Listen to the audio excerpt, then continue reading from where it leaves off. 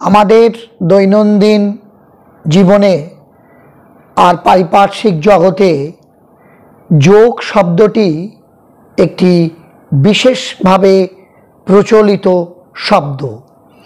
অনেকেই যোগকে যোগার সঙ্গে, যাকে ইংরেজিতে বলা হয় ইয়োগা YOGA, তার সঙ্গে মিশিয়ে ফেলেন। কিন্তু যোগ আর ইয়োগা দুটো সম্পূর্ণ ভিন্ন শব্দ এবং অর্থগতভাবে এদের বৈচিত্র্য আছে। আর যোগ বলতে সাধারণত বোঝায় সংযোগকে। তাহলে প্রশ্ন এসে যায়, কিসের সংযোগ? কার সঙ্গে কার সংযোগ?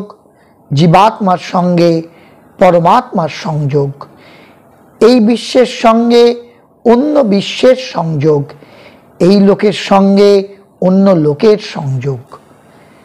আর আমাদের চারিপাশে যে বিভিন্ন যোগ পদ্ধতির কথা আমরা শুনি, তার মধ্যে একটা বিখ্যাত এবং প্রসিদ্ধ যোগ পদ্ধতির নাম ক্রিয়াযোগ। আজকের আলোচনায় আমরা এই ক্রিয়াযোগ সম্বন্ধেই বলতে যাব বা বলবো। আর আলোচনার শুরুতেই বলে রাখি যে আমাদের প্রাথমিকভাবে জানতে হবে যে ক্রিয়াযোগ বলতে ঠিক কী বোঝায়, আর কারা কিভাবে ক্রিয়াযোগ অভ্যাস করতে পারেন, বা কারা এই ক্রিয়াযোগ অভ্যাসের উপযোগী, শাস্ত্রই বা এই প্রসঙ্গে ঠিক কী কী বলে। ক্রিয়া অর্থে কর্ম, যোগ অর্থে মিলন বা চিত্তবৃত্তির নিরোধ অবস্থা। যে কর্মের দ্বারা চিত্তবৃত্তি নিরুদ্ধ হয় বা শরীরস্থ চঞ্চল শ্বাস বা প্রাণ স্থির শ্বাস বা প্রাণে মিলিত হয় এবং তার দ্বারায় আত্মজ্ঞানের অনুভব হয়, তাকেই বলা হয় ক্রিয়াযোগ। এই শরীরস্থ চঞ্চল প্রাণ হলো জীবাত্মা, আর স্থির শ্বাস হলো পরমাত্মা। এই উভয়ের মিলন ঘটানোই হলো ক্রিয়াযোগের লক্ষ্য। শ্রীমদ্ ভগবদ্ গীতায় কর্মযোগ বলতে ক্রিয়াযোগকেই বোঝানো হয়। ক্রিয়াযোগের দ্বারা যে কোনো ব্যক্তি এই জীবনেই সংশয়হীন হয়ে আত্মসাক্ষাৎকারের মাধ্যমে জীবনমুক্ত অবস্থা লাভ করতে পারেন। এই ক্রিয়াযোগের সৃষ্টিকর্তা বা আবিষ্কারককে? এর উত্তরে বলতে হয় যে ক্রিয়াযোগ অনাদি, শাশ্বত বা ইটার্নাল। প্রত্যেক যুগের অন্তে বা শেষে ব্রহ্ম পূর্ণ শক্তি নিয়ে এসে যুগোপযোগী করে ক্রিয়াযোগ পুনরায় দান করে যান। মহামতি ব্যাসদেব এই আত্মক্রিয়াকে 4টি ভাগ করেন। এই জন্য তিনি বেদ বিভাগকর্তা রূপে পরিচিত হন। আমাদের যে চতুর্বেদ বা 4 বেদ, এই 4 বেদই হলো 4টি ক্রিয়া।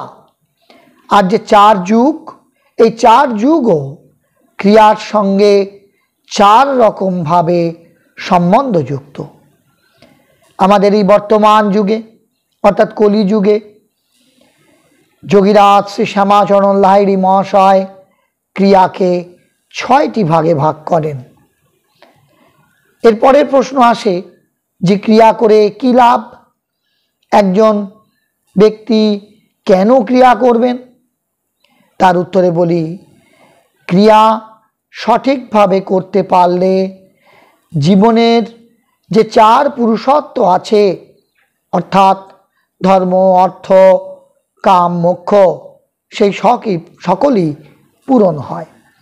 সোপার্জিত অর্থের দ্বারায় সংসার জীবন ও সোপার্জিত ধর্মের দ্বারায় আধ্যাত্মিক বিকাশ ও মুক্তি, ক্রিয়াযোগের দ্বারায় এই সকলই নিশ্চিত হয়। আচ্ছা, এই যুগে কে প্রথম ক্রিয়ার প্রচলন করেন? এই উত্তরটি আমাদের সবারই জানা। শ্রীযুক্ত শ্যামাচরণ লাহিড়ী, যোগীরাজ, কাশী বাবা, এই নামেও তিনি পরিচিত ছিলেন। এরপরে যদি আমরা আলোচনা করি যে ক্রিয়ার স্তর বা লেভেলগুলো ঠিক কি কি। বর্তমানে ক্রিয়ার 6 ভাগ। ক্রমোন্নতির সাথে সেগুলো প্রাপ্ত হয়, যদিও সব ক্রিয়ার উদ্দেশ্যই এক, অর্থাৎ ক্রিয়ার পরাবস্থা লাভ। ক্রিয়ার পরাবস্থা বা নির্বিকল্প সমাধি বা কৈবল্য অবস্থা বা শ্বাসহীন অবস্থা সব একই, শুধুমাত্র প্রথম ক্রিয়া দ্বারাও পরাবস্থা লাভ করা সম্ভব। প্রথম ক্রিয়া হলো অথর্ববেদ, দ্বিতীয় ক্রিয়া যজুর্বেদ, তৃতীয় ক্রিয়া সামবেদ ও চতুর্থ ক্রিয়া ঋগ্বেদ। প্রথম ক্রিয়াকে বাদ দিয়ে দ্বিতীয় থেকে ষষ্ঠ ক্রিয়াকে লাহিড়ী মহাশয় ওঙ্কার ক্রিয়া বলতেন।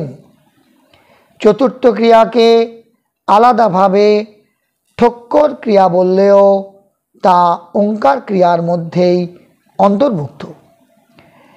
প্রথম ক্রিয়ার দ্বারা জিহ্বাগ্রন্থি ভেদ হয়, দ্বিতীয় ক্রিয়ার দ্বারা হৃদগ্রন্থি ভেদ হয়, তৃতীয় ক্রিয়ার দ্বারাও হৃদগ্রন্থি ভেদ, অর্থাৎ দ্বিতীয় ও তৃতীয় ক্রিয়ার দ্বারা হৃদগ্রন্থি ভেদ, আর চতুর্থ ক্রিয়ার দ্বারায় মূলাধার গ্রন্থি ভেদ হয়।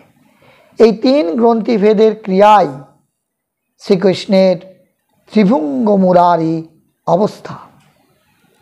আমরা যদি শ্রীমদ্ ভগবদ্ গীতার দিকে তাকাই তবে দেখব যে শ্রীমদ্ ভগবদ্ গীতার সঙ্গে ক্রিয়াযোগের একটা অঙ্গাঙ্গী সম্পর্ক।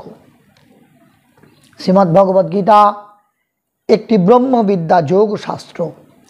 এর প্রথম থেকে শেষ অধ্যায় পর্যন্ত সবটাই যোগের মাধ্যমে কিভাবে ব্রহ্মজ্ঞান লাভ করা যায় তার কথা বলা আছে। প্রথম অধ্যায় বিষাদ যোগ ও শেষ অধ্যায় মোক্ষ যোগ।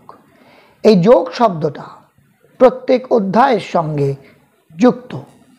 প্রত্যেক অধ্যায়ের শেষে লেখা দেখা যায় এইটি যে ইতি শ্রীমদ্ ভগবদ্ গীতাসুপনিষৎসু ব্রহ্মবিদ্যায়াং যোগশাস্ত্রে শ্রীকৃষ্ণার্জুন সংবাদে।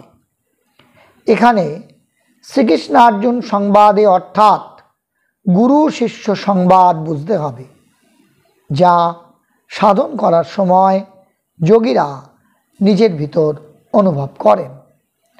প্রশ্ন ও উত্তর দুই নিজের ভিতরেই সম্পন্ন হয়। তাই ক্রিয়াযোগ সাধনা করলে অন্য কোনো শাস্ত্র আলাদা করে পড়ার আর আবশ্যিকতা থাকে না।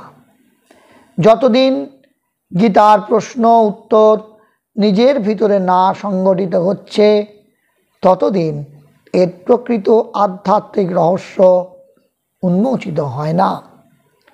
গীতায় যে রাজযোগের কথা বলা হয়েছে সেটাও এই ক্রিয়াযোগই। রাজযোগ, কর্মযোগ, সাংখ্যযোগ, এই সমস্ত যোগ এবং ক্রিয়াযোগ সব একই। যোগ কর্ম সুকৌশলম।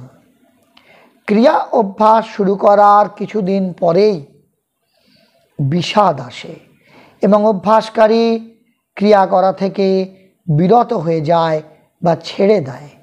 এটাই বিষাদ যোগ। সেই জন্য প্রথম গুরুর সঙ্গ করে এই বাধা কাটিয়ে নিতে হয়, পরবর্তীকালে ক্রিয়াই চালনা করে নিয়ে যায়।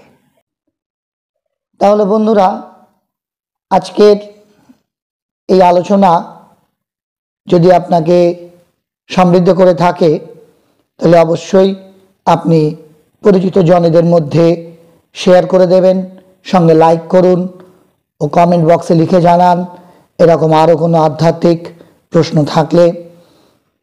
আর এখনও যারা আমাদের এই চ্যানেলটিকে সাবস্ক্রাইব করেননি তারা অবশ্যই সাবস্ক্রাইব করে পাশে থাকা বেল আইকনটি টিপে দিন, যাতে এইরকমই আরও আধ্যাত্মিক আলোচনার ভিডিও আপনার কাছে পৌঁছে যায়।